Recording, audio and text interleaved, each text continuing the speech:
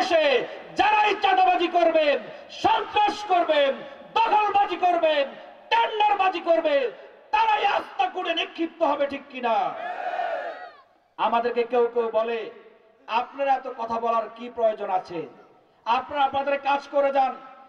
কে চাঁদাবাজি করলো, কে টেন্ডারবাজি করলো, কে দখলবাজি করলো, এত কথা বলার দরকার কি?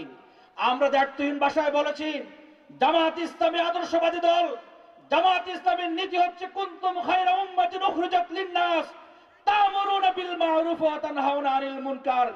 আমাদের নীতি হচ্ছে আমরা শুধু সৎ কাজের আদেশ দিয়ে থেমে থাকবো না, অসৎ কাজেরও আমরা প্রতিরোধ করব, ঠিক কিনা? সুতরাং আমাদের উপর দায়িত্ব রয়েছে। আল্লাহ রাব্বুল আলামিন স্পষ্ট ভাষায় বলেছেন, ওয়ালতাকুম মিনকুম উম্মাতুন ইয়াদউনা ইলাল খায়র। এই সমাজে কল্যাণকামী একটা দল থাকতে হবে। তা'মুরুনা বিল